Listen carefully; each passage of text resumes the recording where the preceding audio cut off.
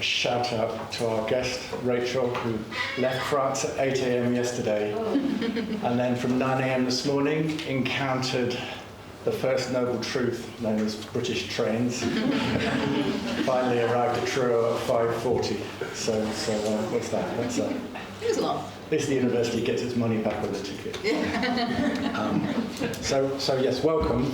And I think just a show of hands, and no shame if your hand doesn't go up, but how many people are broadly familiar with Rachel's voice and her podcast, Planet Critical? Grand. That's what I think. So, Rachel's travelled 2 days to join us for what we build as a conversation. And I think one of the things we were talking about as we were preparing to kind of come in here is the art of conversation and the art of listening, and how often that gets lost, especially in the urgencies that grab us that we have to tell other people about. So what we're going to do, we've got Shannon and Manda. Manda, you're supposed to be sitting at the front. Get over there. Shannon and Manda are going to introduce themselves, and Rachel's got all evening to introduce herself. So Rachel, I'll work my way around to you, and then I'm going to introduce the talk by starting with a question, and some people that I want to bring into the room here with us who can't be with us, and we'll just use that to lean into where things go from here. We'll start off just inviting Shannon and Manda to start a conversation with Rachel, and then as we feel this mic will start to travel around the room.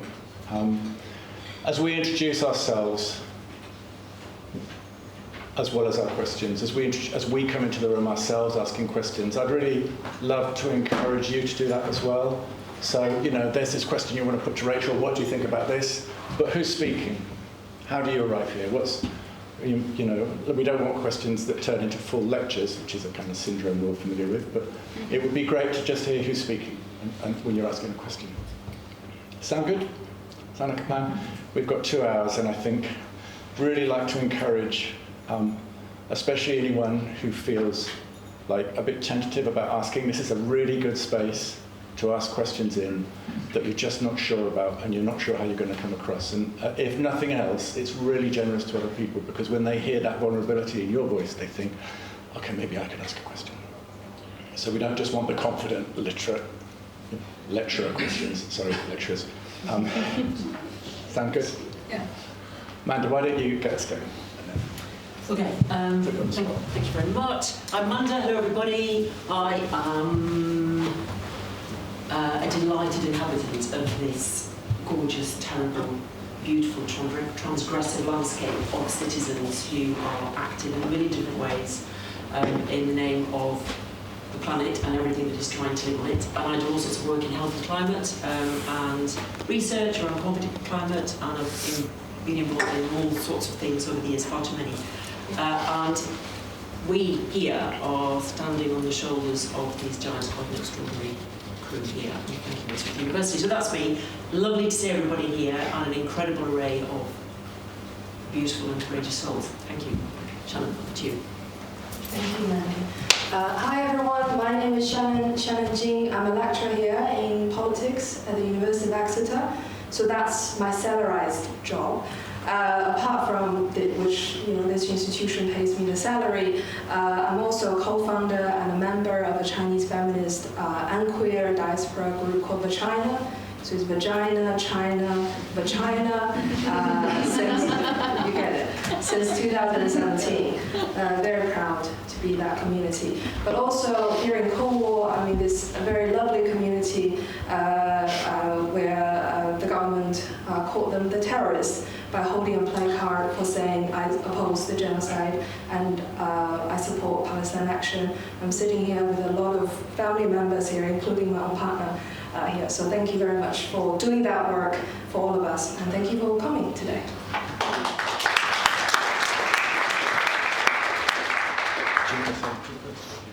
I thought it was a bit rude of me to just pass over. You get to speak as well. You get to. Hello. My name, for those of you that don't know me, my name is Rachel Donald. I call myself a climate corruption journalist so that I can get access to places and events and people, but that's not really what I do.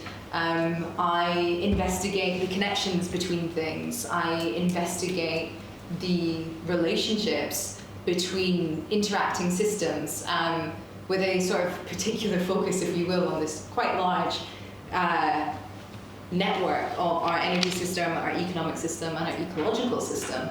And amazingly, somehow, that's my job. I get to do this for a living, and I'm so fortunate. I have a podcast and a newsletter, and it goes out to 186 countries around the world. And it has made me, God, I'm so grateful to be this version of who I am and not the person I was 5 years ago. Because all of this work kind of looking into interrelationality has helped me sort of find my place in the world, which is in all of us and everywhere and nowhere all at once. And I think that this is a sort of important positioning when we're approaching the conversations that we're going to have tonight, because everything that we'll be discussing is being discussed in a sense in every room, everywhere, even if not in words but in silence. So I just want to put that out for us all. Thank you so much for having me, and thank you for the invitation.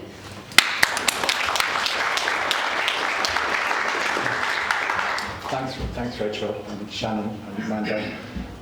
So I'm seeing lots of people I know here, but aware that there's people here I don't know as well. My name's Matt. I juggle between different hats. The two hats that are welcoming you tonight are a network called Ecological Citizenship that we might talk a bit about this evening. It was a student-led project that began here in Falmouth, initiated by an occupation when at least one of our friends who's here tonight joined several others to take over the main lecture theatre and decide not to leave. And that led to what are we saying, a 2-year process, or is it 3 years? Because we're here 3 years. We're in the 3rd year of what has flowed out from that. And it's a kind of staff, student, and community network. A lot of what we do now is this. We just invite people to come and join us for a conversation. My other hat is as a UCU rep, and a big shout out to the union for helping to get Rachel here, and I'd really love to bring union mobilisation into the room as well as part of what gets talked about tonight. I don't know if we've got any union voices who'd like to speak to that. I said I wanted to start by bringing in some people who can't be here with us tonight, and I'm guessing quite a few of you will know them. Because we're starting here, I wanted to make it clear that in what I'm going to say in the next 5 minutes, I'm not speaking for the union, and I'm not speaking for ecological citizenship, and I'm certainly not speaking for Falmouth University. I'm just speaking as myself, and I'm speaking to them. I'm not speaking on behalf of anyone, but I think the nearest I would come to it is the confidence from long conversations with friends over the last year that I'm speaking with the many people in this room who I've come to know through the campaign that Shannon mentioned, the Lift the Ban campaign, that have been holding signs saying, I oppose genocide, I support Palestine action, and the wider Palestine solidarity campaign that's brought many of us who, like me, came in from the climate movement into this work, have come to those new relationships. So I feel a lot of what I say has been rehearsed before in conversations with those people, and I'm sure you'll have your own voices and chance to say it tonight. I wondered if anyone would do us the honour or the favour of just reading out the 8 names on the screen for us. Anyone volunteer to do that? Peso Zura. Hamilton. Ibaba Rossi. Uba Khaled. Toyota Hoxha. Kamran Ahmed.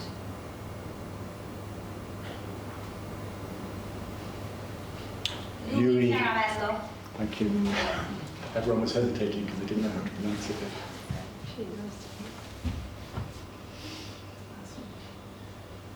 Junie Sink. Thank you. So, a lot of you will know that yesterday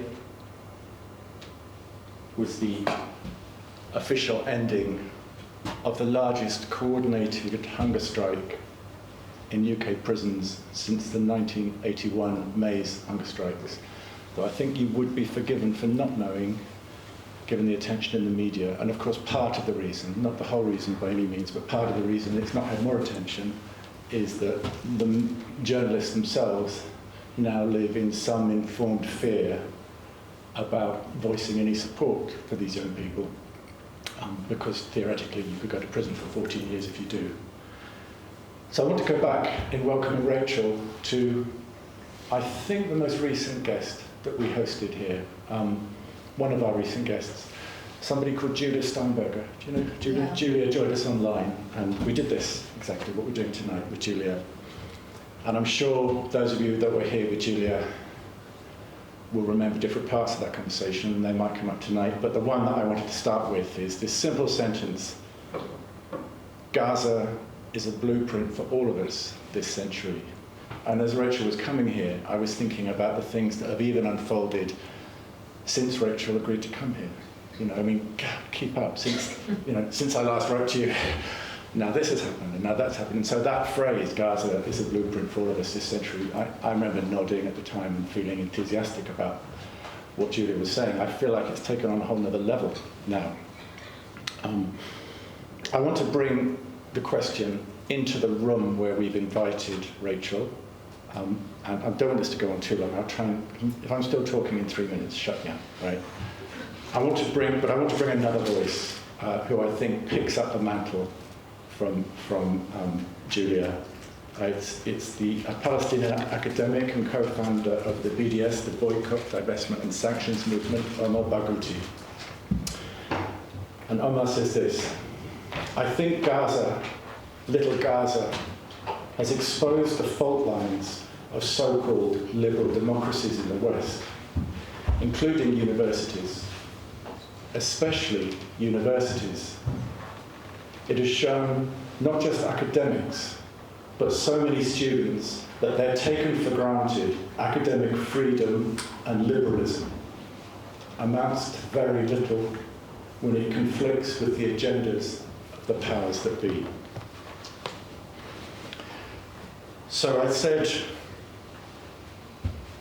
briefly before, and I want to say again, personally, one of the great inspirations of Rachel's work at Planet Critical, which I was only really thinking about in thinking, how do I want to welcome Rachel here tonight, is that what I see you as is a kind of vocational listener, that you invite people to speak and you listen to them. You have a way of listening to them that draws out things that even people I know in other contexts and everything, as I was saying before, I love what happens to them when you talk to them. And I think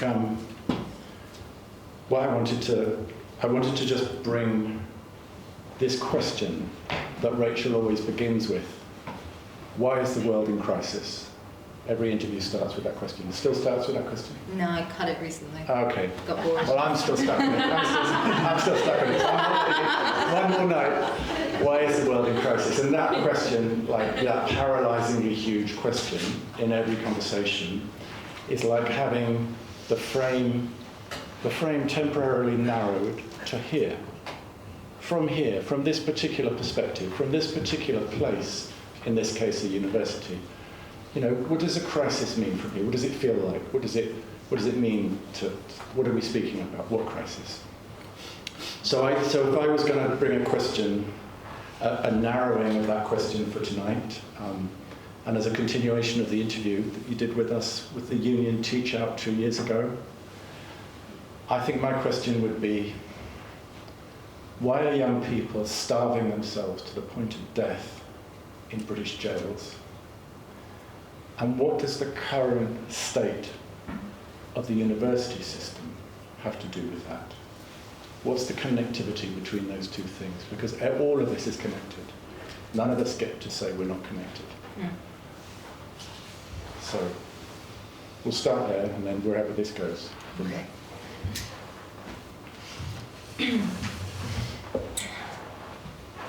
So I've been writing a book about violence for the past, well, I sort of wrote it madly over the summer, but I've been researching it for a couple of years. And so I think I can really begin to answer these kinds of questions in a way that does narrow, that doesn't offer the full focus, because one person could never, but does narrow in my own way. And my opinion might sound a bit unpopular, but I want you to stay with it. I commend the bravery of these hunger strikers, but I think that young people are starving themselves in British jails because we do not have an adequate definition of violence. Because to me, when I see that, I see a violence being inflicted upon self, a self-harm. And I do not understand why that is conceived of as an effective strategy for convincing the very institutions and systems of power that were willing to cause you harm in the first place. I do not understand how we have come to that. And I suppose, I sort of fall in line a little bit with Malcolm X when he said, we do not put our bodies on the line. They want to commit violence to our bodies, we do not do it for them. And that has been lost since the civil rights movement, really. And I think it's very important that we remember it, because to me, this self-harm that sort of detaches oneself from your corporal form, from your material form, is that not kind of a mirroring of how we treat Earth's body? Where we think that our economies and our institutions and our systems of power and our entitlements and our desires can all be inflicted on the world without that damage actually causing death or problem or crisis even. We are consuming Earth's body to prop up our human systems and our human institutions, and yet we do not conceive of her body as finite. We do not conceive of her body as suffering, as wounded, in need of repair even. And so I find that parallel really interesting and tragic, really, that the very thing that sustains us is ultimately Earth, her ecology, and I do feminize Earth constantly now in my work. And the very thing that we need to have agency and to be active in the world is to be material, to be flesh, is the temporality of our existence that allows us to move and to influence, and yet that is the very thing that we attack because we have no other avenues left. I do not think that that is a sensible decision in the sense of it making sense, our five senses. And obviously, the British government did not listen. The British government called bluff. It has not made international news. These poor people have suffered terribly. And obviously, it hasn't made a dent in the genocide in Gaza, nor in the government's prescription of Palestine action, a prescription that fundamentally goes against international law and our human right of assembly and freedom of speech. And so I think, much like American citizens right now, particularly in Minneapolis, residents of Minneapolis are up against the reality of institutions and governments that do not want to listen. We have to start changing our tactics, because the tactics by which we self-harm or we engage in, I know we're going to get here, but this sort of like strategy of non-violence is the ultimate goal. That only works if you are engaging with a conscionable agent on the other side. Someone that has a political conscience. Yes. And if the other side doesn't have a political conscience, which is increasingly obvious, then what do? We have to change our strategy, and to me, I advocate increasingly, and this is what I write about in my book as well, I want us to move from non-violence to a strategy of self-defense, and for that idea of self to be interconnected and interrelational as well. We have the right to defend ourselves, we have the right to defend our bodies, we have the right to defend our homes, we have the right to defend our territories, and quite frankly, if we don't start exercising that right in its entirety, then we will have none of those things left. And so, just to end, to bring it back to the educational institutions and their role in this, ultimately any kind of, where economic ideology that tries to break the world down into its smallest possible fractures is neoliberal. And these are neoliberal institutions that are focused on repute, which translates into economic power or just wealth. And so very many things that are advocated globally in universities are fundamentally violent. They sever these relationships that we have between these people, between people and between things. They fracture us down to our smallest parts so that we can attempt to understand them, as if you can possibly understand the thing by killing it first, right? And dismembering it. But I think that I don't have anything more sort of grandiose to say on it than that. I do think it is a case of the way that we are taught about things is you take them apart, and that things also survive that dismembering, which is obviously the complete logical fallacy. And so universities, to confront this moment, are going to have to figure out, how do we reassemble? How do we... I've been thinking recently about reproduction versus production, economies of production, which is, to me, a sort of necroeconomics versus economies of reproduction. How do we reproduce life? How do we reproduce community? How do we reproduce relationships? And there are so many wonderful people in academia all around the world doing wonderful research. And also we have thriving communities all around the world, despite oppression and subjugation and violence. And so I've got no doubt we can figure it out. But I think the belief that we can break things down into their smallest parts, and then those smallest parts will be effective and understandable, I think that's why we have young people starving themselves in jail. Yeah, great answer. Thank you. Thank you. Amanda and Shannon, do you want to come in there? Yes, these are really, really interesting. Well, I think the first thing I'd say is it's really, really important that we're having these conversations now. These are the conversations, these really tricky, Keep the mic close, please. head-wrecking conversations are definitely the conversations we need to be having. We're way past the easy stuff. And if we're in the sticky, difficult stuff, feel very uncomfortable stuff, thank you, sorry. Discomfort can be very, very helpful, actually, because it might indicate what it is that needs changing, that we're ignoring. I don't know yet about, if I were in a prison, and I knew I might not get out, and I was trying to protect my children, and the only thing I could do was to destroy myself, I can absolutely see where that logic comes from. Because it supersedes everything. If you think that is the one thing that will work for somebody that you care about, you would absolutely do it. So I can't possibly question them to their face, but I understand the intellectual rigour here of trying to consider a world of violence we are in now, and that really difficult spot we're in where we do not want to reproduce those conditions of horror that we see multiplying all around us. At the same time, we do not want to permit them. So what is that space where we are defending what we think is our regenerative, shared, collaborative, deliberative way of living life, creating the conditions for life on Earth, when we are working with people who have, or institutions, or mechanisms, or paradigms, who just operate in a completely different way. And that's really hard, and I don't think we have come to a decision on that yet. I know that we're playing with the notion of non-violence. What does non-violent direct action mean? We think it doesn't, we think it absolutely protects people, but there's a bigger space where we're thinking it might not protect stuff, actually.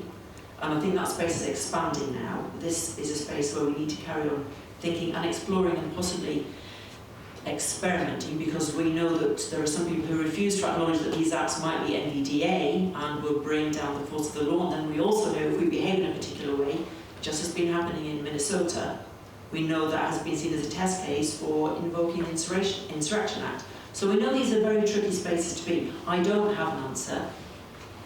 I have a lot of anger, and for all those middle-aged women out there, and I speak specifically to middle-aged women, embrace your incandescent volcanic anger now. We've spent years thinking we weren't allowed to be, allowed to be really, really angry now. But we can be angry without rage. I think rage can be blinding. Anger can be very clarifying, and it can drive us forward. And this is one of the ingredients in this space, and sometimes it clouds and sometimes it clarifies. So I don't have a particular answer to this, but I think it's absolutely what we need to be thinking about, because there's work to be done. Maybe you've got some clarity on that. Thank you. I definitely don't, to start with. And I'll probably start with the second question that Matt asked about what does the university have to do with this. We're in a university, we're sitting in a classroom. Apparently this is one of the biggest lecture hall in this university, and I consider it as my safe space, because, but unfortunately and very sadly, a classroom is no longer the defining feature of a university because of profit-driven projects in the university. There's a great dissonance going on here that we think we sit in a lecture hall, we're here to learn and study and acquire new knowledges, but clearly that's not on the agenda of the managerial class of the university. A lot of lecturers, I know a lot of lecturers sitting here, we probably felt the same amount of frustration over this issue, and that's why I say I consider here as my safe space. I consider here this is a space that gives me great joy at my work and push me going forward. And I have great satisfaction to see my students and see their face when they learn new things, and that's really motivates me to go on. But that's very different to the managerial class in the university, because they mention about Penring 2.0. That essentially means making more profit out of this university, recruiting more students with less staff members. So how do we teach knowledge? And I think that probably links to the first question about why do young people starve to death in the prison, in the British prison more precisely, also across the world. But I guess, you probably will guess very soon, I come from a Marxist tradition, that I'd imagine if your body is the only means of resistance that's left in you, you've lost the land, you've lost the property, you've lost the means to acquire knowledge, you've lost the means of communication, you've lost the means to express yourself freely, you've lost the access to food and hot water and everything. Your body is the only thing that you left with you that you can resist with. And I think starving to death comes very naturally to people in those situations. And I feel like this is not just, all this loss of things, loss of means of production is not just not only applied to people now in the prison experiencing this hunger strike, but also applies to a lot of young people in this generation, especially going through austerity in this country. You really see, I worked in this university for 4 years, you really see how austerity impacts our students' learning experiences, not only from the cut of funding the university, cut of staff members, but also all the learning resources for them, right? If now in the university, in my department now, we just cut the most interesting program called Fieldwork, which is supposed to put our students in interesting places like Berlin, New York, to learn about things, about the world, with first-hand experiences, because now that seems to be too expensive for the university. However, we charge the students the same amount of tuition fees, right? So this is like really sort of, this loss of means of production is not only, it's happening to, I think, to this generation of young people. I feel really frustrated about that. And I guess, I really like the recent article Rachel wrote about how nonviolence, can nonviolence save the United States? And like the ending point of what you said, and you re-emphasized today, about the condition of using nonviolence is to have a witness, right? You've got to have an audience to exert that nonviolence. If that witness is not there, is blind to whatever you're doing, then your strategy is not effective, right? And I teach this module called Violence in World Politics, and I teach a lot of Frantz Fanon's work around violence. And for Frantz Fanon, the colonized subject, when they are colonized, then you are dehumanized. And violence, using your body to use violence, is to redefine you as a human. Right? And I think that's very important for us to remember in a way that when someone is dehumanized, what does it mean for people in that situation to use violence? And probably violence would be the beginning for someone to be reborn against that politics of death, or in politics jargon we call it necropolitics. But I'm not going to go there. I'm not consider it as too much of a safe space for me because, yeah. I want to pick up just that last bit. Actually, a couple of things through that. So, I thought the British Review was brilliant. I quote Fanon in my own research, but I fundamentally disagree with his assertion that it is violence. That a colonized body can exert violence against another, essentially. Because to me, I mean, it's very obvious in that moment, it is defensive. And even legally, we in our current laws, you are entitled to defend yourself, and you are entitled to lethal use of force if that was the only possible way to get out. And I'm going to give you an example, right? So I am 5'7", I'm 70 kilograms, I'm a woman, and if I were to, let's pick my fiance, who is a 110 kilogram rugby player, who's 6 foot. If we went head to head, well, obviously I would lose. But let's just say there was a sliver of chance that I would get away. If he attacked me, there was a sliver of a chance that I could get away. If my only option was to use lethal force in that moment to kill him, I could probably get off with it in court, right? And this is used in courts around the world. It's called battered women's defense often when abused victims kill their abuser, because it's literally their only manner of escape. And it is not understood legally as violence, it is understood as self-defense. If we flip it and say I attacked my fiance, there is no way in hell that he would be able to kill me and call that self-defense. Because it's understood that he has more force available to him and should therefore be able to control the situation better, right? And I think it's really helpful to kind of boil it down to like a bodily example, because that's what the law allows for. And then we take it back to the colonizer and the colonized body. I mean, is that not the exact same thing? You know, a little woman going up against a big hulk of a man, essentially, and who's going to come out of that scenario alive, or who's going to come out of it oppressed or subjugated. And so I fundamentally support oppressed people's rights to defend themselves, and I refuse for it to be couched in the language of violence. And I think ultimately that this has been, I loved Fanon's work, but I think the language that not has come from Fanon, but since has been essentially a really brilliant propaganda campaign that makes us think that we are not allowed to defend ourselves in any means, and also makes us think that we are somehow equal as well to the forces that we are coming up against, when we are not. Even if you include all of the bodies in this country going up against international systems of power, look at the people in Minneapolis that are going up against people that have been granted absolute immunity by the vice president to use lethal force and to not de-escalate. In any scenario there, you are ultimately defending yourself. And I think that I query constantly this conversation around violence and non-violence when people who defend their bodies and their children and their lands and their territories do so with force. And I don't mean lethal force, but I do mean with force. That understand that they have more agency than using their body as a target in hope that the world is paying attention, because the world isn't paying attention. And I don't think that that's a sort of a reliant safety net anymore.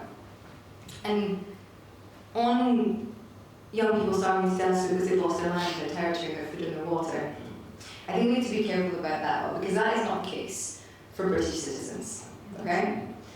I went to Papua New Guinea a couple of years ago, and I had the opportunity to walk into the forest and interview the head of the Free West Papua movement, who is also the head of the guerrilla army.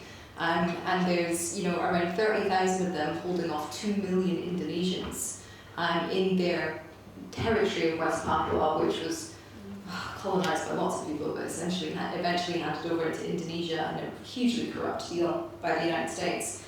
And I met him. He was like 5'3", Jeffrey was his name, 5'3", built like a boulder, knives on his ankles and his calves, guns on his hips. And we walked into the forest and we talked. And we talked about the fact that he had recently kidnapped somebody and was using this person as leverage. But he promised me he was going to kill him, and he did keep to his promise. A year later, let him go. And we essentially talked about this struggle that they're up against, because these Papuans, they're being bombed. Villages are being bombed. They are literally losing their land and their water and their food and their culture. And there are forced sterilizations happening to Papuan women. There's a military presence, 2 million in the country. And their population, which was neck on neck with Papua New Guinea back in the day, about 800,000. Papua New Guinea's now at 10 million, 50 odd years later, and West Papua is at 2 million. And so they are being actively exterminated by the Indonesians in order to get their hands on their resources. When you described that, I thought of them. When I describe what, sorry? People without food, territory. Oh, sorry. That was what I thought. And I think it's really careful that we manage to make distinctions in our experiences so that we remember the agencies that we do have in order to keep fighting. Because quite frankly, if those people can find ways to keep fighting, then we must too, because it is the same fight.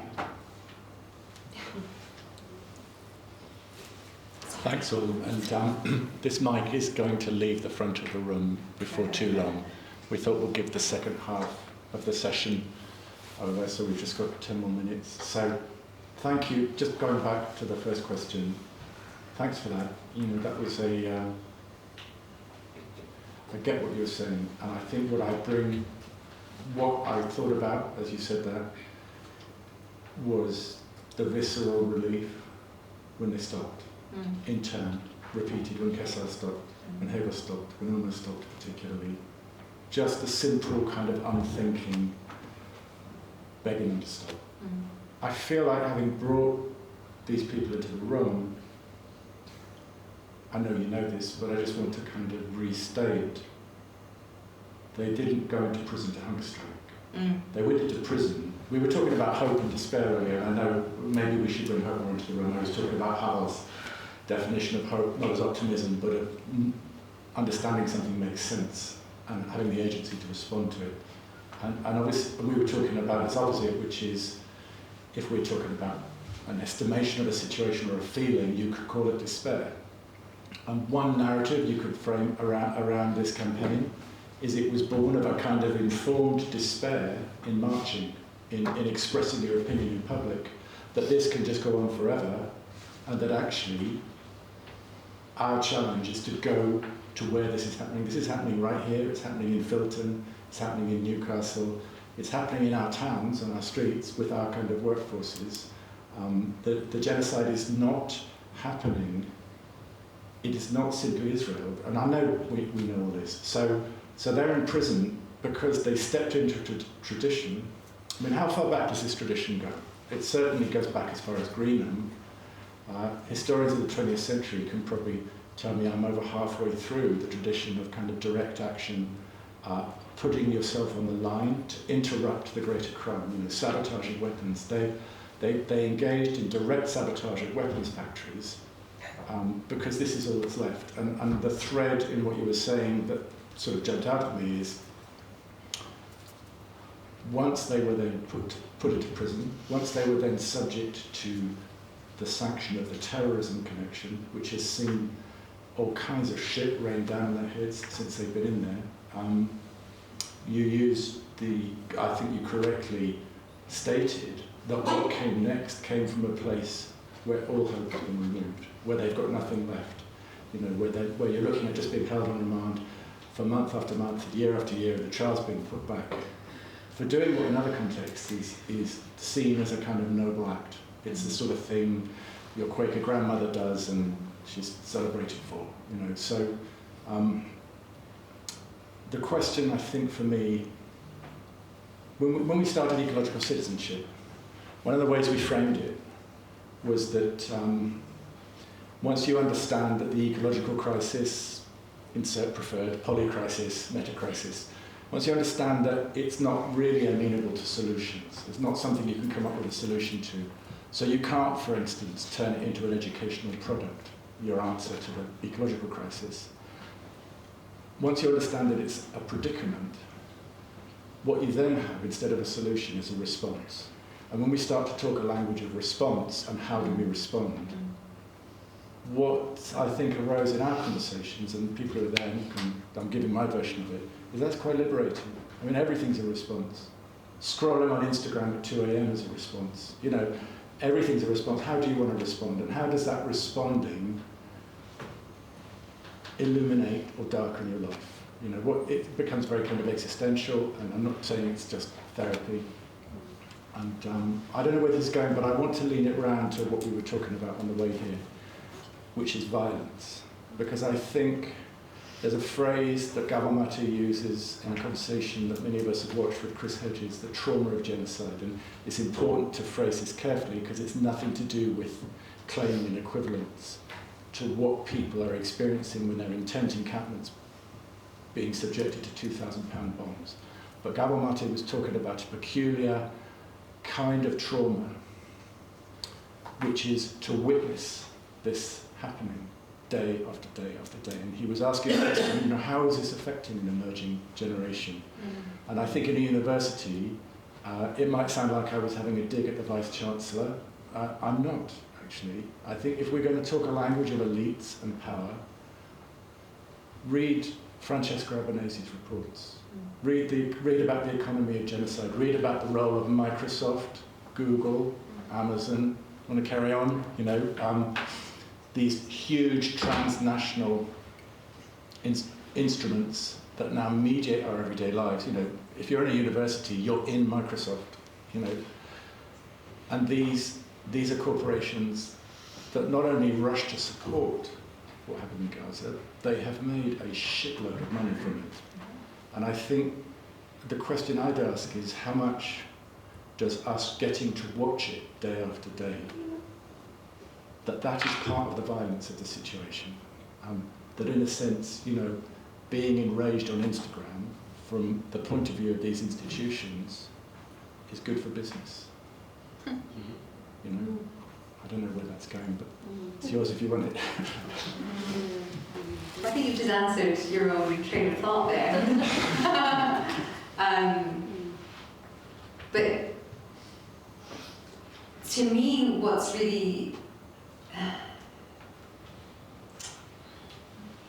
so sad, one of the things that is just so sad about the situation in Palestine, the genocide, is that it is one of many.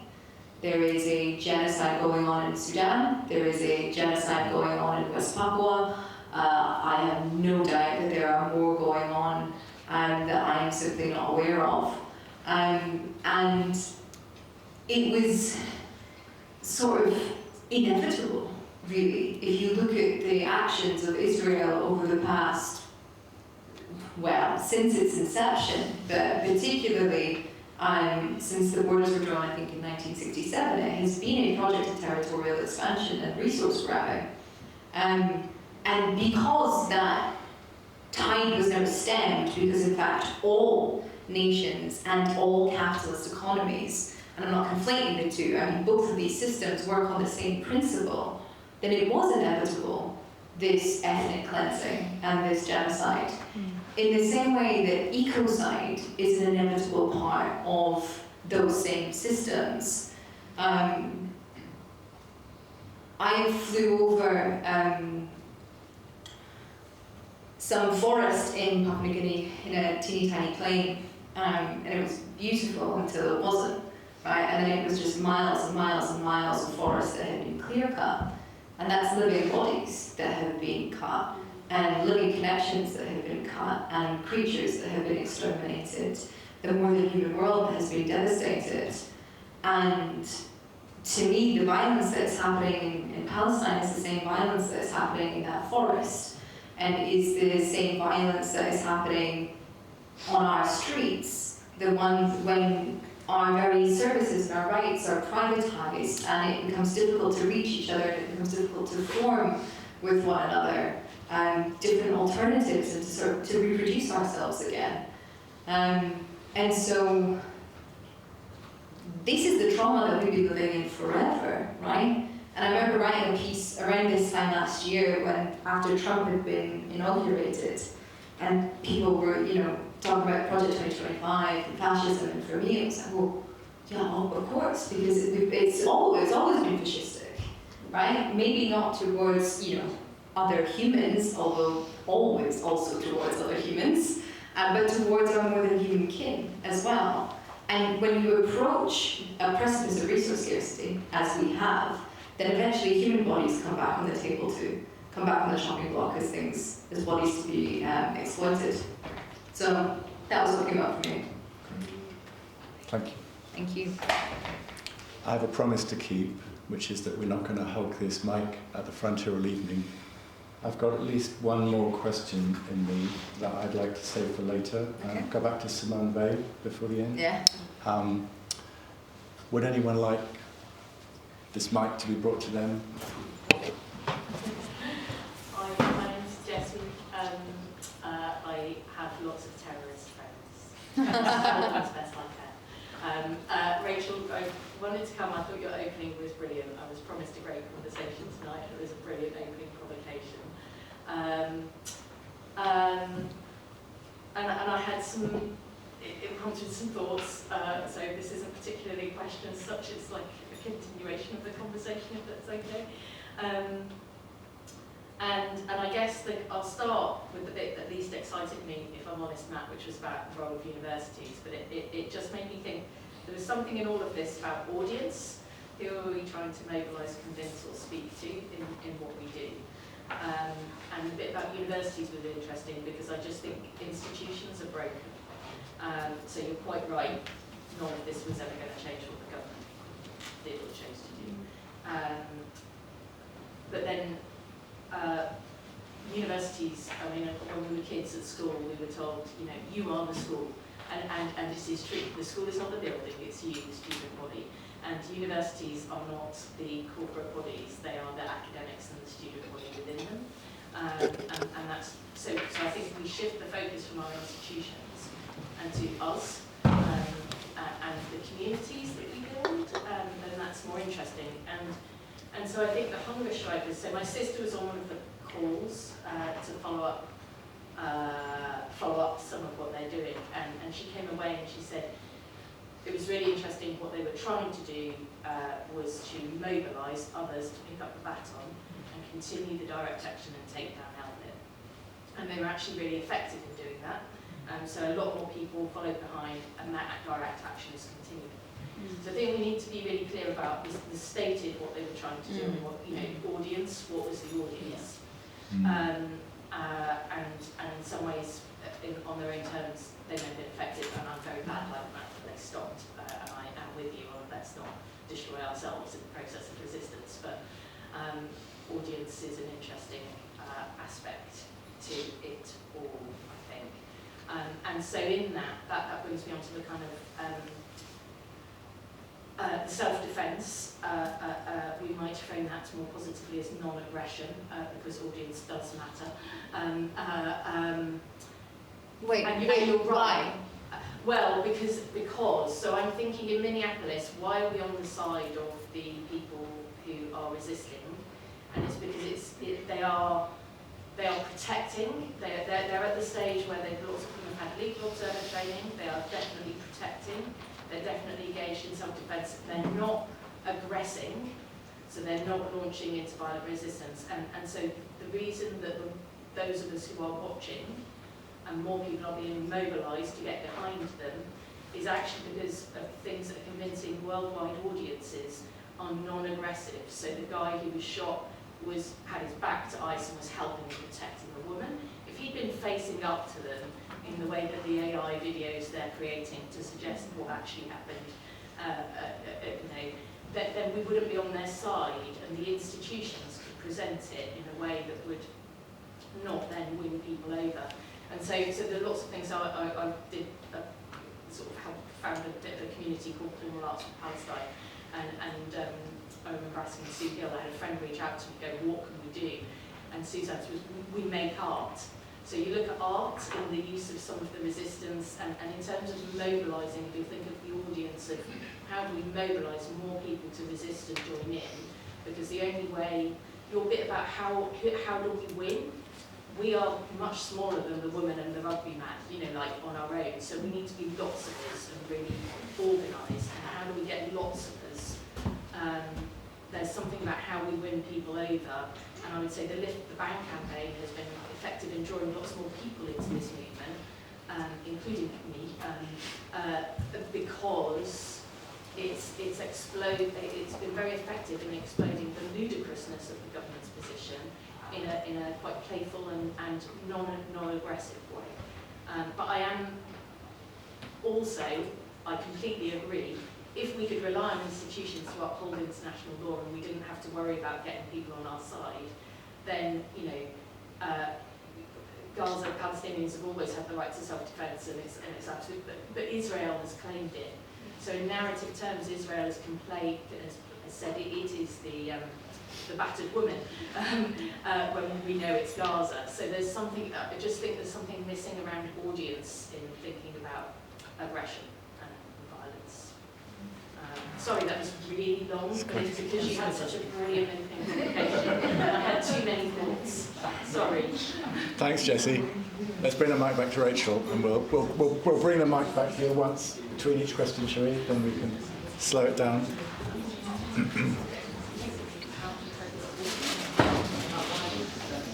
Thank you very much.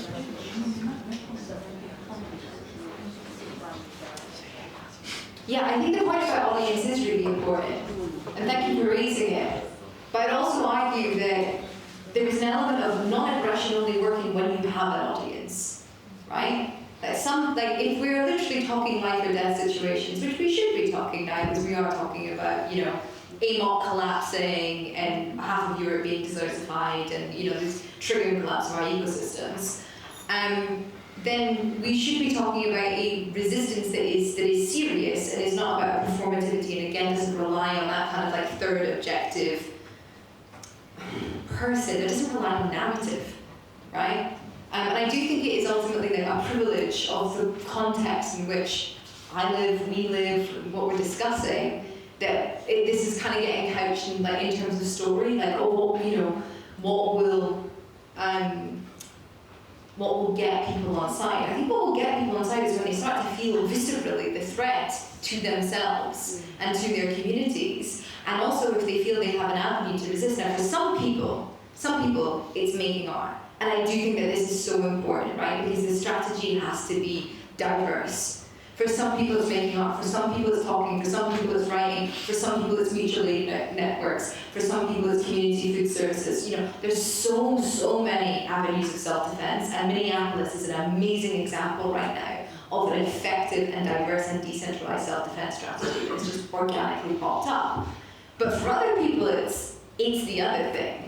And I know for me personally that's my avenue. That avenue as an avenue, I mean, look how hard it is to have a conversation even. Isn't this wild? We are talking about the destruction of our king. We're talking about species going extinct and rivers drying up and forests being turned into desert and tens of thousands, if not hundreds of thousands of Palestinians murdered and citizens killed by a police force. And look how difficult it is to just talk about defending ourselves. It's wild. And it's so important that we learn to have this conversation and that we learn to mobilize in different ways that feel right to us, okay? And no, I'm not talking about like armed guerrilla forces, you know, this like really masculinist kind of, you know, Mad Max version. Not at all. But I am talking about bringing this conversation home to our flesh, because it's always only ever happening really in our flesh. So, no for non-aggression all the time. You, Mandra or Shannon, do you want to say anything before? Always loads. But I think I'd like to hear from the audience. Lynn, and then we've got one, two, three, four. I think I counted that right. Sorry, Shannon, did you say this? No. I like to hear more from the audience, considering the importance. Yeah. So we've got Lynn, David, who was the fourth? Kat, and there was one other. Take David. Pat. Take David first. He had his hand up before me. Please. Okay. Thanks. Thank you. Thanks for coming, Rachel, and thank you for that story. So my name's David. I call myself an environmental educator, but there's a broad spectrum of things within that. What I'm hearing a lot of, I would say, comes down to culture. The question, why is the world in crisis? The culture. Why are young people starving themselves in UK prisons? Because of the culture. Because of the indoctrination that goes on when you take, so I would name the culture, the overarching culture, as a culture of violence, a culture of disconnection. And to illustrate that, take all the 5-year-olds and you force them into one situation where there's just 5-year-olds and one adult. And then it's like that all the way through. So that's also something that the university has something to do with. And what happens with that is a disconnection and a denial of the innate expectations that human beings have when they come into the world. So those 5-year-olds have an innate expectation that they will be held within a family situation, within a village situation, that they will be loved, that there will be elders, there will be people around with thriving life visions, there will be... And where is the thriving life vision for the young people today? Where is it for the older people? Actually, where the fuck are the older people? Where the fuck are they, where is that? So I would say that the fundamental problem that we're facing is one of culture, because the culture perpetuates itself. And we're all part to perpetuating that culture unless we do the work of disconnecting ourselves from it and rewilding ourselves. And that's a different question. But I think that comes back to what you're speaking of. And I totally agree, self-defense, absolutely. But then, what is that in the face of, if we are trying to fit into the culture of violence's indoctrinated idea of what is okay, then we can't actually be violent. We can't use aggression. And I think... It's not violence. Aggression in every context. It's not just that aggression is violent. Yeah. Yeah, I'm appreciating that distinction. Thank you. Yeah. I don't really have a question. I think it was just more a rant. So thanks for letting me rant. She might want to respond to her. Pat has a very related point as well. Can I let Pat stack his thing on top and then bring it over? Sorry to jump in. I'm Pat. I listened to your podcast episode called Language and Violence.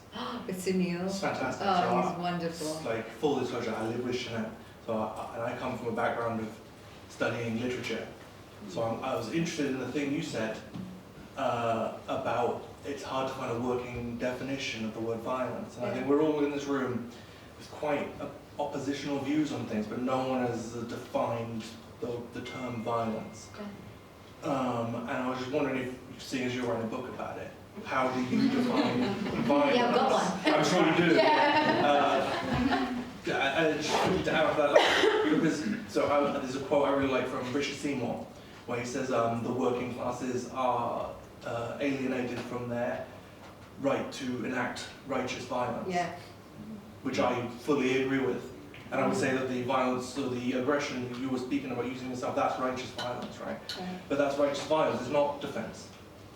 Like at some point, in my understanding of things, violence is a thing you have agency, and you ignore the other actor's agency. Okay. Okay. Thank you. Okay, but if the working class rises up in revolutionary quote-unquote violence, ultimately it's to counter the agency. So no. So it's still, to me, it would still be self-defense then, right? So my definition of violence, wait, let me start from the beginning. So when I was thinking about what defines violence, I couldn't stop thinking about a lion eating a gazelle, right? And I was like, why is when a lion eats a gazelle, and we watch that and dig that and murderates it, God love them, why is that not violent? Do you think it's violent? I don't think it's violent.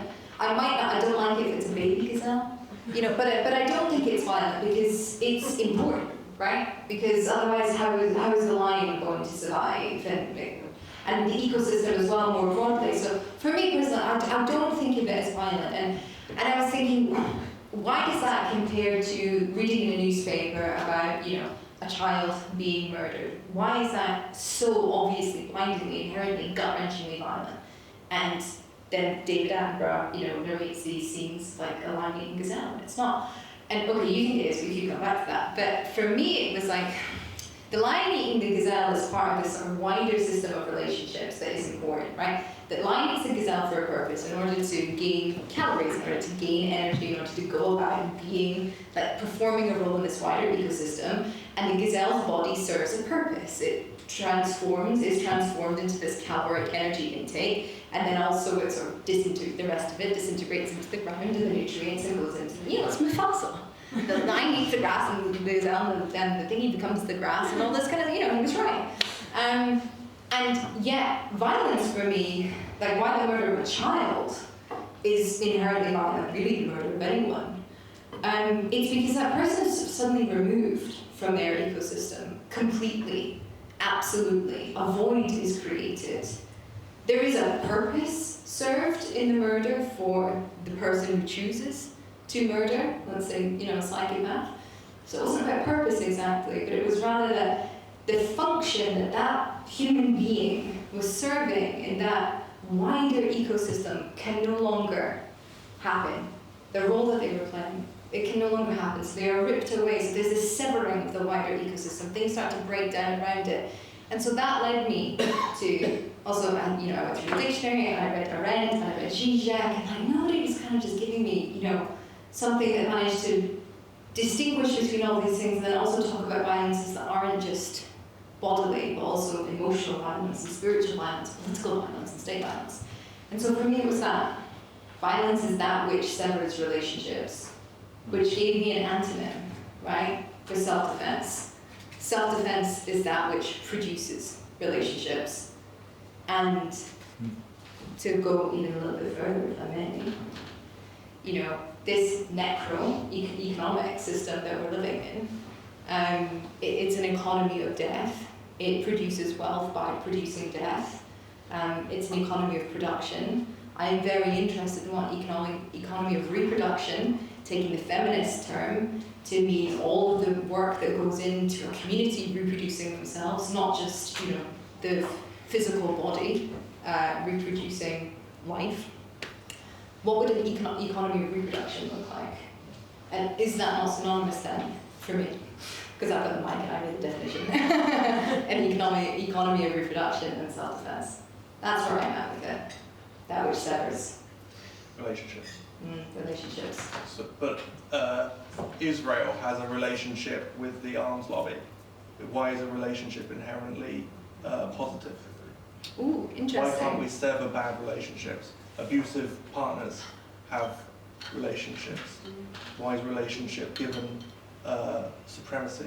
And then just quickly, I'm sorry to monopolize, when we create these semantic arguments, although I do love semantic arguments, we create a subjectivity where, like someone already said, like Israel is there doing stuff while we're arguing over terms. Maybe it's better to reclaim violence than to create semantic division which people would go, oh, that looked a bit violent. Like, that looked a bit violent. Why not just act? And then afterwards be like, so I also thought of lines, but I also thought of the slave uprising in Haiti, where that was violent. I'm sorry, but if you're looking at the depictions of what happened in Haiti, that was a righteous violence. They severed a relationship between capital and enslaved black bodies. Well, I mean, you could maybe expand the definition to be relationships of the living, right? Rather than, but then that would kind of make it a little bit difficult with culture and politics and all this sort of stuff.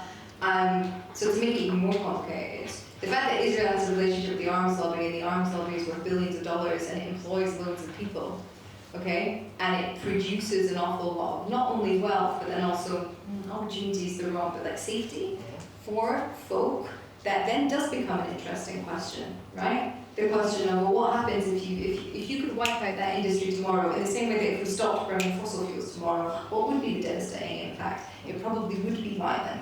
But I think that, no, I don't think I'd get back to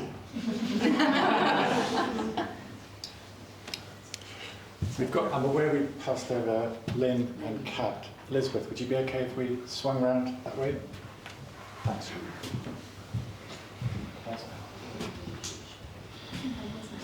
You That was reaching for my...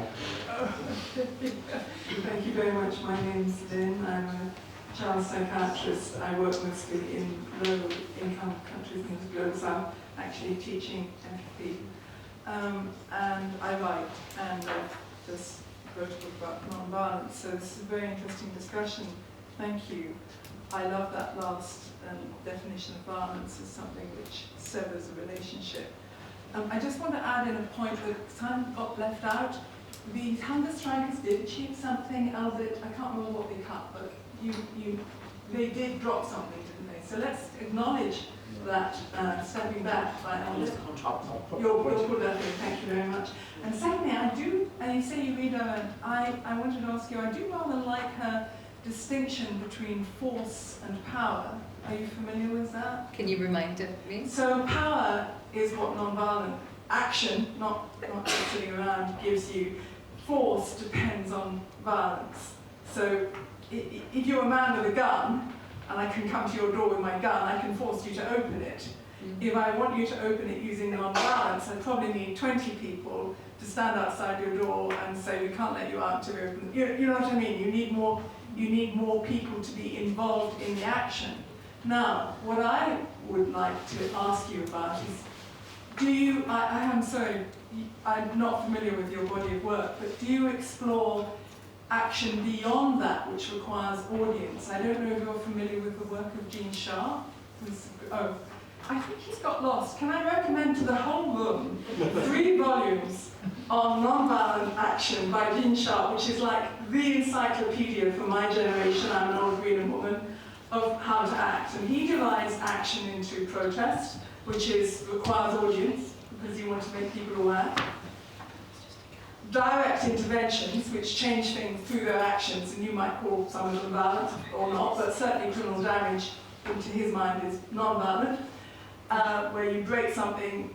Let's take stopping an oil pipeline, and stopping the oil flow. You just stop it, and that requires some violence. And non-cooperation, which is the central action of so many of the great theorists. So there's so many forms of it. It doesn't require an audience, but it does require mass engagement. But I'm surprised that people are not discussing some of the great non-cooperative successes. I mean, in 4 days, Disney loses $6 billion by people in their living rooms dropping a subscription. And Disney, you can say, well, what does it matter, one comedian? It's amazing. One comedian has to be re-employed. You all know what I'm talking about, yes? Yes. This is just a tiny example. You know what I'm talking about. Okay, so Disney was told to sack Jimmy Kimmel by Donald Trump. They sacked him. 4 days of people just cancelling. They lost $6 billion. I think 4 million people cancelled their subscription in the space of 4 days. It was one of the loveliest, fastest examples of non-cooperation being effective. And Desmond Tutu said 14 years ago now, if we would just adopt the tactics of anti-apartheid, we could have much more success. It doesn't require audience, it requires action. And of course, as BDS has demonstrated, if you start to be effective, as Montgomery bus strike, in fact, if you start to be effective, of course, they will use violence against you, they will make you illegal, they will try to stop you, but that is a sign of your effectiveness. So I just want to know what you think about non-cooperation as a non-violent tactic. I really love your views on that. Thank you so much. Lynn, could you give us that name again? Which name? Gene Sharp. Gene Sharp. Gene Sharp. And Lynn requested a point of clarification. For the last 6 months and more, there's been a process of bidding for a new contract with the Ministry of Defence to train British ground forces worth £2 billion. Elbit Systems UK, the arms supplier who've been at the centre of this campaign, were pitched to win it. It was declined, and I would certainly dare to make the pitch that part of the cultural landscape in which it was declined was what was happening around this. They'll never acknowledge that. They also got personal things that they'd asked for. Yeah. Yes. Like treatment in prison. Yes. non-cooperation. Yeah. So we've got. Can I say one thing to the room as well? We're taking hands as they go up, but in the remaining in the remaining 40 minutes, I'd love to jump the queue for any hand that goes up from under 25s in the room, so that we don't have a whole evening with, yeah? So just an invite. Sorry, older people. Yours, Rachel, sorry. Yeah. Okay, so Disney loses $6 billion in a day, and what happens? Jimmy Kimmel gets his Maybe, Jimmy Kimmel gets his job back, but what happens? What else happens?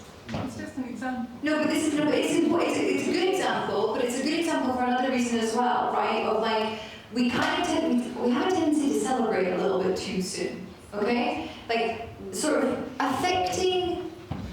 causing damage temporarily is not the same as affecting institutional and systemic change. And I think we are a little bit quick in our countries of comfort to celebrate such as these massive wins, when really what we're talking about generational change needing to happen. And also we're talking about building off the back of this wave of attempted generational change from the past. You know, like there have been people that have been resisting for as long as there have been centralized forces, right? And we belong to that tradition. And the point is that we're not really getting very far, quite frankly. We're talking hundreds, if I may be so bold, thousands of years of oppression and subjugation, and each fight is important, but each fight hasn't really done anything to untie the knot at the center and find a system of liberation and security for the living world, right? And I'll use that to include the human world and the more than human world. And I think that's very, very important to consider. Because it sort of reframes the reality of like what we're up against as also, for as long as this system, these movements of resistance that we belong to have existed, there's also been that which they've been resisting, right? And this stuff is entrenched. Whether it's the culture, the economic system, going back to feudalism, which essentially we still exist in, inequality, centralization, resource consumption. I mean, it's fundamentally entrenched not only in how we, in how we organize ourselves and how we live. And so, you know, I'm a bit weary now, I think, of celebrating a little bit too quickly, because I want to know how will things affect change down the line, and what will actually be liberated. I didn't mean to intend to say we should be celebrating. I meant to hold it up as an example of people not recognizing how much power they have. But what power to get Jimmy Kimmel reinstated? Well, power to move and strike, as you're celebrating in a minute. Strikes and non-cooperation with the economic system are levers that we all have. That's a tiny example, you're completely right, but it's an indicator of what could be done if we used all our economic power. I don't think we have that much power. It's hard. I really just don't at this stage. I think we are living in a very different time to 2 decades ago, 3 decades ago, 4 decades ago, 5 decades ago.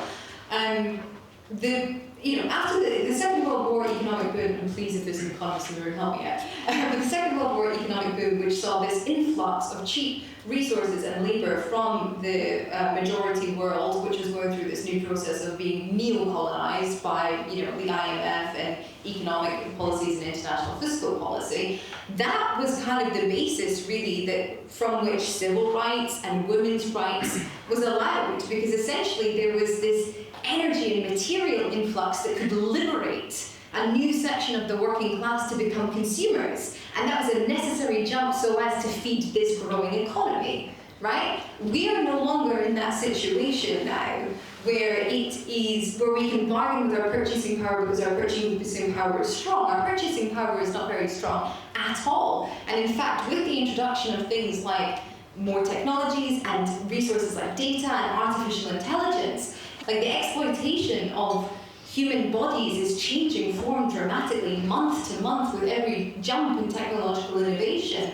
And so I just don't think that is also a sort of worthy strategy anymore, because it's become quite obvious that they're willing to exterminate bodies in order to achieve growth, right? And that's very new compared to the last century, where they were trying kind of hard not to exterminate bodies so as to produce more of a different kind of consumer class. And I talked to Vanessa Andreotti, I interviewed her. She wrote Hospicing Modernity. And we were kind of talking about this at the moment, like, we need to really recognize the moment that we are in and how different it is every year, let alone every decade, and respond to that.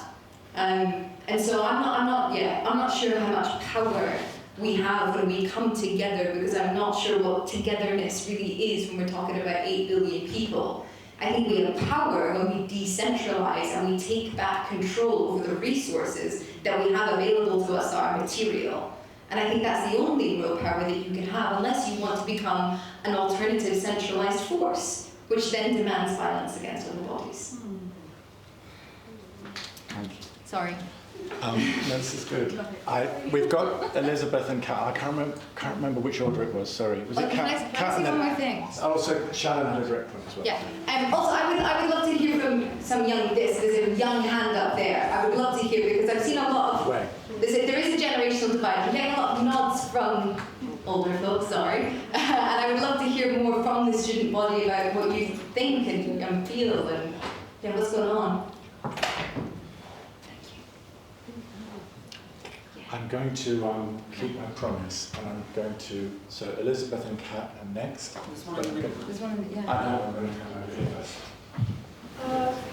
Thank you. I haven't fully formulated this thought, but it goes through a couple of different things that have been raised. Firstly, with the thing that you said about AI and social media and how people are sort of becoming the product to be sold at this point, because I guess we can just keep extracting from the earth. I'm going to do even more now. And as well as this country and the power systems here, sort of a lot of the time when I'm not in spaces like this and spaces with people who even in I'm an environmental science student, even there, a lot of the time it's still very consumerist, it's still people just trying to get a job, and I'm there like, hey, you do realize that if we don't have sustainable food systems for the next 10 years, whatever your plans are for this, I don't understand how you're continuing to do this sort of thing. So as a wider society, the sort of not inability to see this, I know those people do, but in a wider way, every time I bring it up to my parents, it's like, hey, can you talk about happier things? Your brother is young, you don't want to scare him. But I'm like, well, you're not bringing him up into the world that we live in. You're bringing him up into a dream. And I feel like a lot of the time when, in cultures like this, especially one that's so violent but doesn't acknowledge its violence, in my opinion, in any way, well, not in any way, but state violence, police violence, and yet someone doing direct action is a terrorist. Really, really, sorry. So, sorry, I kind of lost my train of thought. In this sort of landscape where we sort of, with the years and years of imperialism, colonialism, and capitalism, and the exploitation, in that way, to go with the pretty famous cancer metaphor for capitalism, what do we do when we're currently in a situation where any continuation of the system is, in my opinion, it can't continue. We talk about sustainability all the time in school and in uni and stuff, and it's but it's still in the realm of in terms of choose slightly more sustainable things but sustainable for who as well. And sorry, this is really, really big. But then you've got the government coming up with I think the Home Secretary saying that when she was in Justice, what she wanted was a panopticon of AI surveillance. And so where does resistance go then? Because I know with the spy cops thing, there were movements in the past that were not quite destroyed, but made completely toothless by, okay, maybe not completely toothless, but from where I'm standing now, where Infiltrated. it doesn't seem to have changed a lot of things on incredibly large scales with the amount of genocides that we're seeing, where it seems that there is no future, there's no future for the society as it currently is, in my opinion, because it can't continue like this. And so where does resistance go from here? How do you bring people into this? Because I know so many people just ignore a lot because it's scary. And I've probably said this really terribly, but yeah, sorry. Sorry.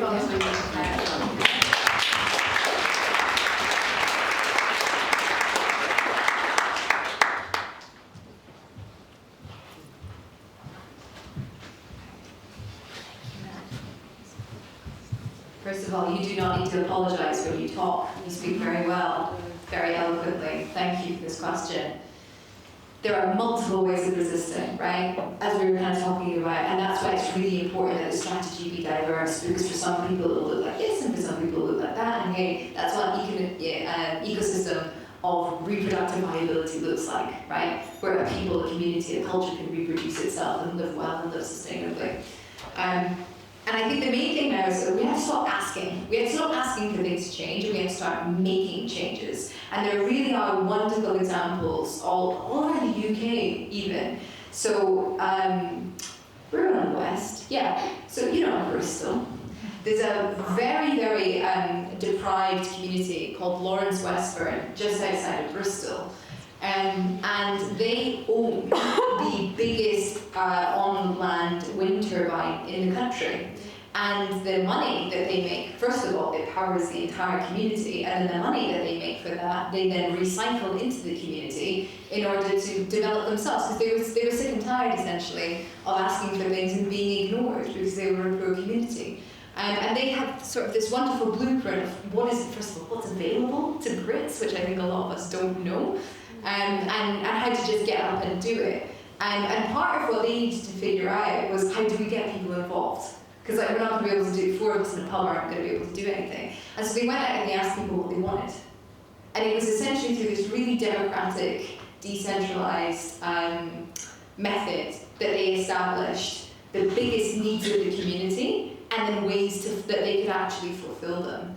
And so when you're talking about resistance, like I said earlier, people need to viscerally feel it, that it is affecting them, and I don't think that that's necessarily a selfish thing, right? I think that we live in a very, very busy and distracted society that deliberately tries to sort of dislocate, our relationship from our flesh so that we don't quite know what we're feeling.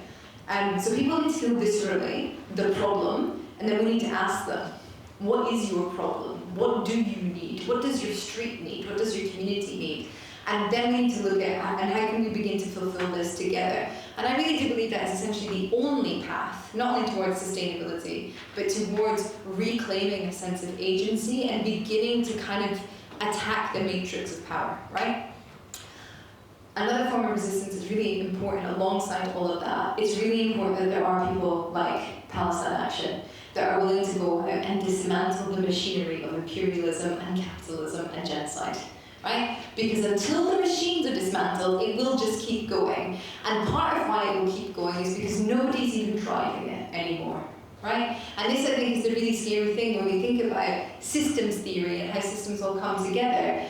Unfortunately, sadly to say, there is no sort of evil cabal sitting in the middle running the world. There just isn't. I'm honest, look at the people that are running the world. They're not that bright. They can come up with a master plan even if they wanted to, gun held to their head. The point is these systems have been put in place long before our time, and they're essentially like organic systems now, and just sort of, they are reproducing themselves. And so because there's nobody that we can sit down and tell off and ask to stop, yeah? That means we're going to have to find a way to stop the very thing.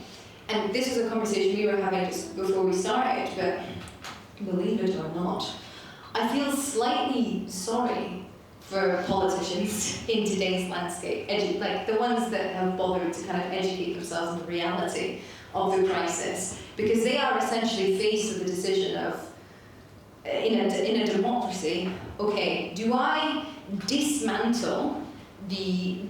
to dismantle the machine and the culture of economic growth upon which I was elected and upon which political prowess has been based for the past 60 years, and to which people do have an emotional relationship that I need this thing in order for my life to be good? Or do I set about pretending to do things in order to get elected so that I can make minor changes that might help my constituents or help me, whatever my kind of priority is? Because the thing is, the minute that we begin to reduce our consumption of materials and energy, our economies are going to shrink. And that is why we need plans like degrowth or other post-growth economic models, so that we can manage that decline, but it will be a decline. And it is going to demand a redistribution of wealth and resources so that people can maintain themselves and so that communities elsewhere abroad can also develop, quote-unquote, themselves in the ways that they so choose. But a sustainable version of humankind looks very, very different to the one that we're in now. And so it becomes a very difficult political challenge. Who's going to be the person that gets up and says that? Who's going to be the elected official that gets up and says that? And so there's no point asking the institutions of power. That's where we have to begin doing it. And I think that is where resistance is ultimately agency. And there's a great joy to it. There was a great, great joy to it. And I think it's a really important step, especially for your generation, that have had almost all of your choices taken away from you. The one thing left to do is resist. And once you start resisting, then more choices sort of open up in front of you. Brilliant, thank you. I love that note of joy that you pick up there. It would be good to come back to that. I'm sorry, I forgot. Oh, you happy being serially passed over? Absolutely, 100%. Be happy to speak. Hello. I was just wondering, because what you were saying before in terms of an effective means of change is very localised, it's decentralised, and there's, I think, a lot of groups now focus is on direct democracy. But then how do you overcome the challenge when, like you were saying, how a sustainable world does require reduced consumption, so it's going to look very different. How do you overcome the challenge of when you are dealing with a direct democracy, and I guess the general public say, I'd still say it's still very much a minority opinion, even amongst people I know who are more informed, that we do have to consume less, or rather it's the idea that we have to consume less, but people, I think, are very resistant to that in practice. So I guess kind of like the idea of, oh, maybe people are traveling foreign holidays every year, maybe we shouldn't all have phones or computers, we shouldn't all have, like when you were saying, a subscription to all these streaming services and have that all freely available, because these are things that I think when we talk about necessities, they are now treated as necessities. And of course, I guess to hark back to when we look at the genocides of the world today, most of those areas are mineral and resource rich. So obviously Gaza has gas, Sudan has gold, Congo has cobalt, copper, lithium, I assume like Papua New Guinea probably. West Papua's got everything. Yeah. So yeah, when we're talking about getting people in this country involved, how do we overcome, well, how do we make it people aware of this necessity that, yes, we need to address like wealth inequality and austerity, but your life isn't necessarily dependent on these factors, and there are other things that I guess are worthwhile, and security is something that is much more important, like long term, I think, for people's health. And obviously the current system is very unstable and is going to become more unstable in the future because of climate change.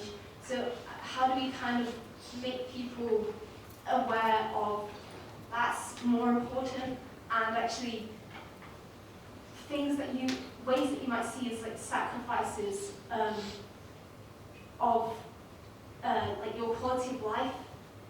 It's not. I don't know how to explain it. Okay. Sorry, can I say something?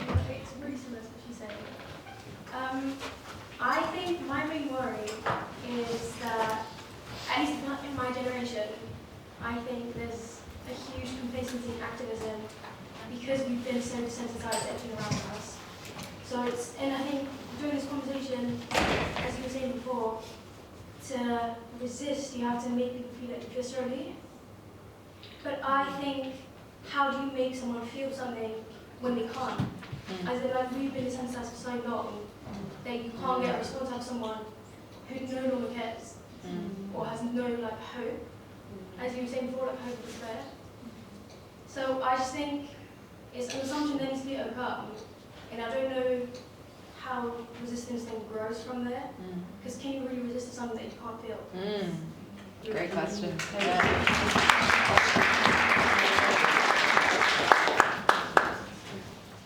I'm going to stand up so I can see you. So, what was your name? Blythe. Blythe, start with you. Okay, so first of all, comms 101. You never start a conversation telling people what they will have to give up. You never, ever, ever frame it as sacrifice, because who are you to tell people what to sacrifice? And actually, who are you to tell people what to sacrifice, right? Because the people that understand that it's a necessary sacrifice will already be there. And you're trying to get a whole bunch of other people on side. So you never start. So this is like the main comms gripe with like degrowth is that they promote a 4-day work week, right? 3-day weekend. Do you hear the difference? You show people what they're going to get rather than what they're not going to have, okay? You focus on you're going to have more time. And so when sort of vast studies are done around the world, right, it turns out that we human beings are just not that special, okay? We all tend to want the same things across cultures. We want more time. We want more connections with the people that we love. We want our amenities to be, close to us. It turns out that we're very simple creatures, right? And so that's wonderful because it allows for a kind of like one-size-fits-all comm strategy, essentially, where you ask people, what do you need, right? And so I think that there's probably a lot of conversations happening right now with people saying like, oh, everything's fucked. Oh, I'm not going to get a job after I graduate, or I'm never going to be able to buy a home, or I can't afford my rent, or whatever it is, right? So people, I think, are feeling that something's happening to them, right? And we'll come back to that. But so this is where you start from. You have a problem. You're telling me you have a problem. So what's the solution to that problem? You need more time with your kids. You need more money to be able to do X to heat your home or whatever. You need to have a less stressful job, or a job that doesn't suck the life out of your soul. And then you go, hey, did you know there's this thing called degrowth that actually solves for all of those problems, for example? But that's absolutely how you have to come at it. You tell people what they're going to get, right? And human culture can change very, very quickly. Say we made all the right decisions collectively. In 40 years' time, it just wouldn't be normal anymore to take a foreign holiday. Because maybe people wouldn't feel that pushed to take holidays. Maybe they'd be quite happy where they are, and maybe they would be really invested in the things around them, in the land around them. I was in Colombia in in spring last year, and they have this concept of territoria, which, yes, means territory, but it also means the land as a being, and all of the creatures as well that they share this territory with, and all of the ecosystems, and essentially all of the relationships that make it up. And those people don't go anywhere. They're in their village, in their mountain, and they think it's the most beautiful place on this planet. And it is because they know it inside out and because they take care of it. So it is possible to create that for people. You just need to make those social conditions. You can't make the social conditions unless you find out what they're lacking. Okay? As for, can you resist something that you don't feel? No. It's a beautiful question. No, you can't, because you don't know that something is pressing upon you. I'm millennial, and I think that this, I mean, nod your heads if you agree, I think this is kind of like assumption, and certainly I see it as a message like, Gen Z, you're going to save the world, you know? Like, they're the politically conscious ones, they're not even having sex or drinking, they're just studying, you know? But of course you desensitize this generation, right? You've grown up in devastation, essentially. I always like to think that millennials were kind of the last generation that were born with the boomer culture of like entitlement. You know, like this was before 2008 and everything was still just going to get better. We were going to get what we wanted. We were going to have great educations, great jobs. Everything was going to be great. And then 2008 happened and everything went away. So we are sort of filled with this like anger of children that didn't get what we were told, and that's sort of part of what makes us quite affected. But Gen Z, you guys grew up not being told that. Nobody was promising you the world anymore. And I personally do think that despite the messaging, Gen Z is going to save the world, there is an apathy. There is a sense of like, well, what do I do? Like, not even how do I do it, but like, what do I do? There's nothing to be done. But I do think people are feeling things happening to themselves. And I think that's where it starts, because whatever we feel in our own bodies is being felt in other bodies as well. And I think it's really important that we focus on finding common ground with one another, because it's only on solid ground and common ground that you can begin to build that resistance. And if you can help people identify what they're feeling in themselves about themselves, because that has to be the first step, because they can't have empathy if they don't even sort of feel it for themselves, like feel sorry for themselves or feel like it's not right.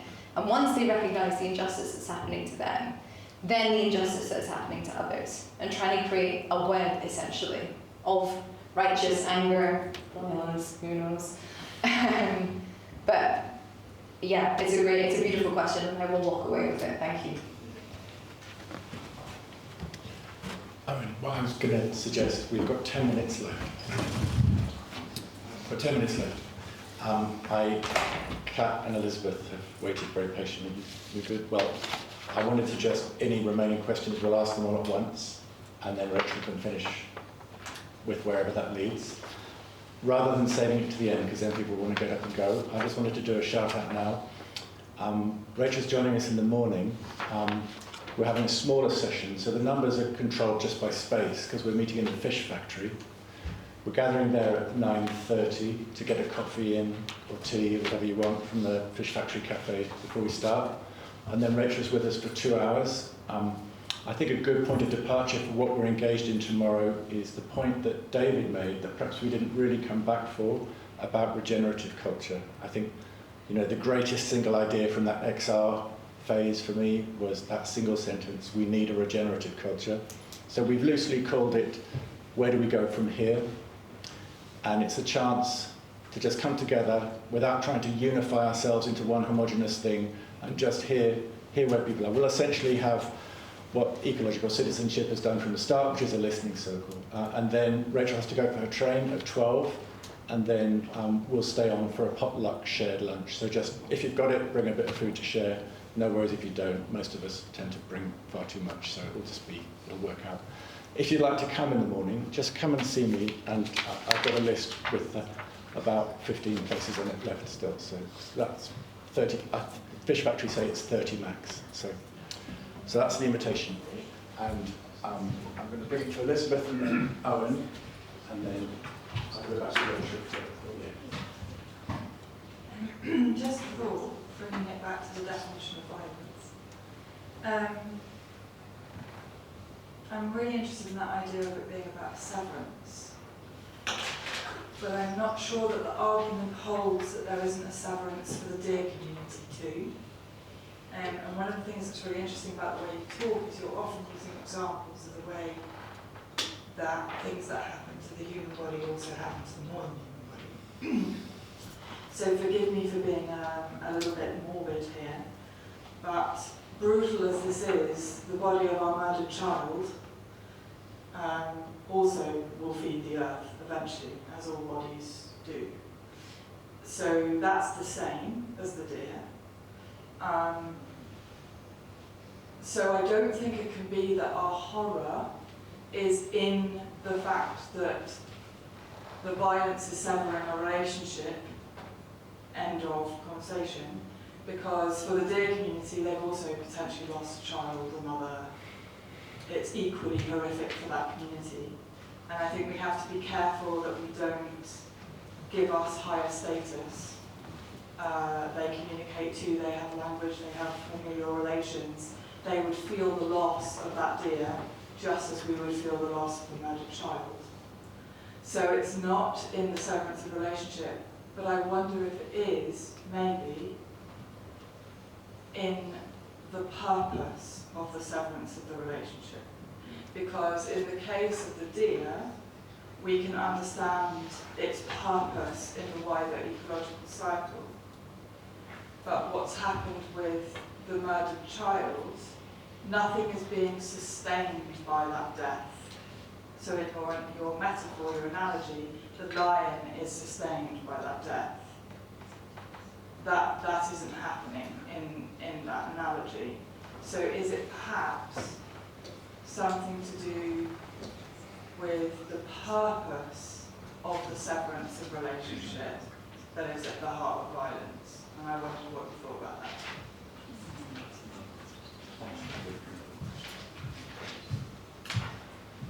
I'm going to come back to Rachel. Alan? Yeah. The last question, and then we'll just roll them together. Pressure, sorry. I'm not asking this in bad faith or like to oversimplify, but more just to like concretize what we've been talking about, like sort of dismantle the machine as a sort of language of self-defense. Do you have a materialist or a structuralist framework for understanding what or who, maybe, is to be considered a legitimate target for self-defense? Because if you take Minneapolis as an example, yes, it's the ICE agents committing the direct violence, but are we to blame the car rental companies who give ICE agents their cars for the day so they can go into the city? Or what about the tyre companies that give those rental companies replacement tyres or whatever? I think the machine spreads so wide in terms of its production and consumption that I don't really know personally where to draw the line.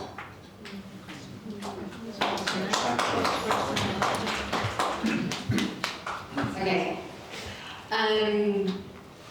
No, I do not think it's purpose. I welcome the challenge and I liked it, but no, I don't think it's purpose, because I think both cases what you're talking about is cultural, right? Like I remember I was having a conversation, I lived in France for a while, and I remember once having a conversation with a man who mentioned in passing that his child had died, his little girl, when she was about 3, and I was like, oh my God, I'm so sorry. And he goes, it happens in Guinea, right? Pretty normal part of life there for children to not make it. Similarly, when I was in the Amazon recently with the Achuar people, all of their children make it. So they don't have the same relationship of horror that we have. So really what we're talking about in both cases here is cultural, right? And does yet for me, the murder of a child seems more horrific because the severance there, it feels like a total void because the purpose that is being served, because it is serving a purpose for somebody, is abhorrent and unimaginable and just the worst, just the worst possible kind of emblem of humanity in that moment. And sure, the deer might miss I mean, we know for sure elephants do miss their kin, absolutely. But there is an element of like, these creatures living in these ecosystems where this is what happens, and they know that this is what happens, and they know what loss is, and that's why they can mourn it. So any kind of conceptualized definition of a concept like violence will be cultural as well. But thank you for that. I will go away and think of it. Rachel, can I just interrupt there? Yeah. Were you talking about the child of the gentleman in France? Was that child murdered or did they die? I think they got some horrible disease and just died. Because that's different, isn't it? Because what you're talking about is the murder that is the violence, not the death. Could you use the microphone, please? Sorry, I beg your pardon, because I interrupted. Yeah. I'm just wondering if the point, because I absolutely align myself with that. I don't think it's about severance of relationships. I think it's about harm without consent, actually, perhaps might for me, but it's a really interesting space to understand these and test our presumptions about these terms. If a child died, that is not, there's an emotional sadness and violence there, but you're not talking about one person enacting violence against another. Whereas with the lion, the gazelle, and the murder, there is. So I think maybe that's not quite the right comparison. Sorry to interrupt. No, it's good, it's good, it's good. I mean, when I was with the actuar, one of the child, essentially, the village's understanding what happened to the child is the child was murdered by a shaman. Because the father had kind of gone against this shaman's wishes. And the child, from the sense of it, contracted some kind of infection and essentially died overnight. But for the father and for the village, it was magic. It was shamanic magic, and so it was murder. But there was still this kind of like understanding of these are the risks that we sort of have in our community, and it is part of the culture in which we live. So it's not condoning, but there is an understanding. And then I think harm without consent is really interesting, but then it becomes like who or what can give consent, right? Yeah, absolutely. And I think that like the and also you can defend yourself by causing harm without consent. In fact, inherently, if you defend yourself, that is also non-consensual, and so I'm wary of anything that again puts these. But it's good. But I would say that was violence. I would say that was righteous violence. But I think we need to speak to the other. Yeah. I'm thinking about legitimate targets. I think was the. The IRA like that. I didn't mean it. No, it's really. I think it's for those that don't know. It's an important point about the Palestine Action Campaign was the kind of genius with which they went after every single strand. Oh yeah, sorry. Just Owen's point, I think, brings in that what this campaign did so singularly effectively that I think got them to the point they're at now is they didn't just go after the one company, they went after every tendril, waste disposal, everything, insurance companies, the people, you know, and so I think it was an obvious example of what you're talking about, but it's Rachel's question.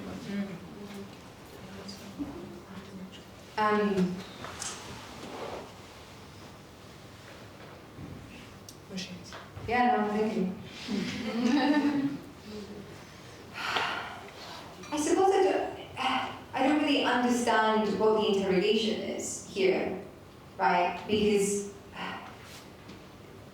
are you saying that the rental companies, for example, like should not, like that it is the ICE agents that are the machine? Because I don't think it is the ICE agents that are the machine in the example that you gave, right?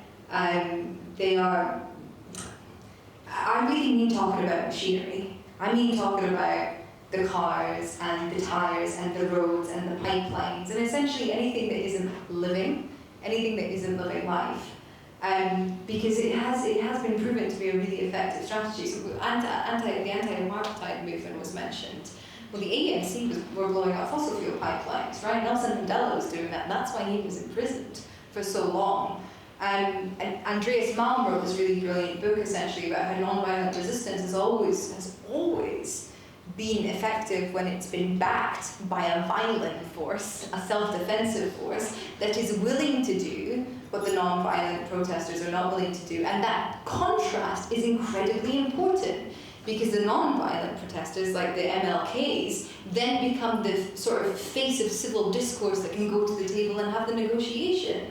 And I do think that that is important, and I think that this is why, you know, thinking about this strategy constantly in terms of diversity is really important, right? But I do think any parts of the machine are really up for grabs. I don't think that like the mom and pop stores are parts of the machine. I don't think people, your sort of honest folk trying to make a living under a capitalist economy are part of the machine, but there are plenty of surfaces that belong to corporations all over the world and every single time that could be targeted. And I think that they are all sort of up for grabs at this stage. Because I do think essentially, as I said, like putting a spanner in the works is the only way here. Does that answer your question? Yeah, yes, it does. Okay, great, I'm glad. I think Shannon had a point, and then we'll... We have another question in the crowd. Oh, sorry. That first? Okay. Well, we're after 9, so we need to short questions. you want to have a last short question, Jessie? Oh, you had a question. I'm so sorry. Jessie, I'm gonna come over here instead for the last question. I forgot to come back. I'm going to get put on lists. Hi, I'm Laura. I really admire you. I connect with you. I've travelled to 59 countries around the world. Haven't been to school, spent a long time with various travel people. My question is more to the audience and the floor, does not the lecturers have a duty of care to give balanced information across the board on different topics and get maybe the younger audience to think about different cultures and what happens in those cultures? So I understand when you're saying about, yeah, it's just another child that's died, and I understand about the violence, but in my short experience of being in academia, it seems to be filtered in one direction or another, and only when I meet people like you do I think, yes, I can listen to you because you have something valid to say that has backbone to it, because I think students coming in straight out of education who haven't travelled and don't understand, and they're only fed media from Trump and the news and the BBC and all of that, only have one side of the story. And if the story is abhorrent to hear, at least if somebody tells it who's gone through it, it's real. Does that make sense? Yeah, so I just wondered what you thought about that. Sorry. That's a great last question. Sorry. And it really is the last question.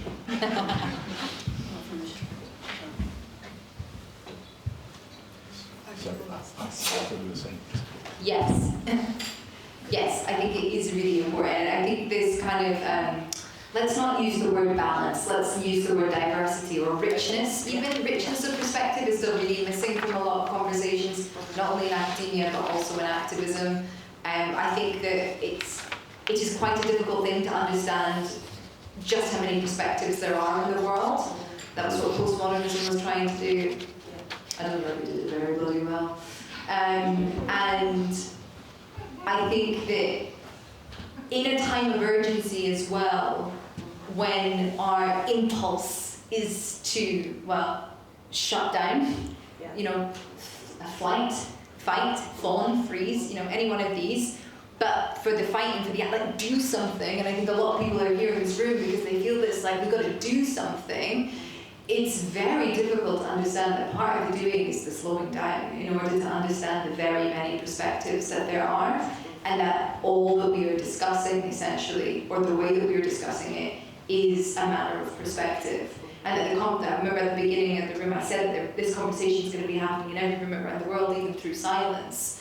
It's taking very, very different forms. And what I would like to see, not only from academia, but I'm also speaking really to the activists now in the room, is a willingness for there to be different forms, a willingness to invite this diversity of resistance, a willingness to be uncomfortable with the fact that something might be happening that you don't like, but nobody's asking you to do it, okay? And maybe it is important to your fight. And maybe you can find common ground with somebody you don't even politically agree with because viscerally you're experiencing the same thing. Maybe we do need to get the reform voters on side and figure out what the fuck is bothering them to vote for some lunatics, you know? Maybe we do need to take it seriously that in 2016 people voted for Trump and look, the Democrats didn't do it and now he's back in power.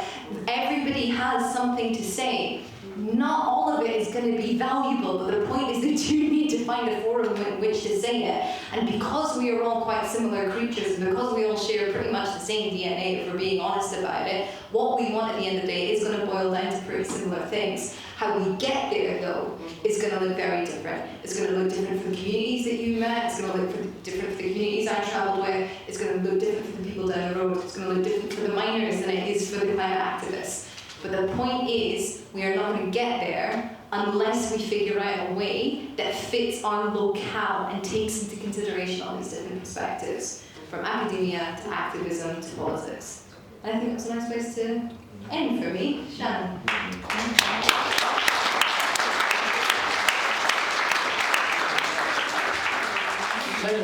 Take the last first, Shannon. I didn't have a question, I have a disagreement actually.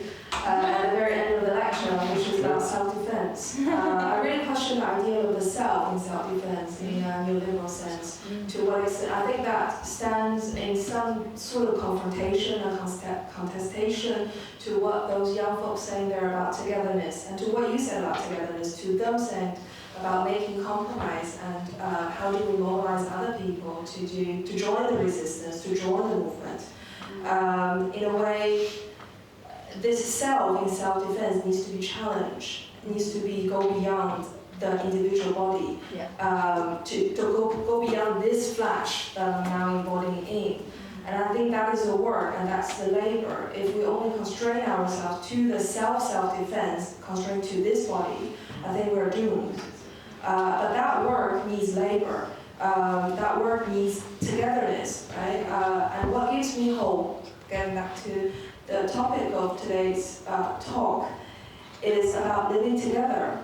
For example, back home in China, because of censorship and authoritarianism, folks couldn't really do much activism as we're doing here, or go out to the street. So what they did was, for example, organizing bird watching together. Because it's the least politicized activity you can think of. But folks really go on bird watching, talk about feminism and sexuality. You can't trace them on a mountain, can you? So I think for me, the core of activism is living together. But living together requires labor, it requires cooking together, going on a walk together, having this space together. It's not necessarily requires big compromise, but sometimes it does. But I think really, what really takes is that labor to go beyond this flash of the self and go to another flash.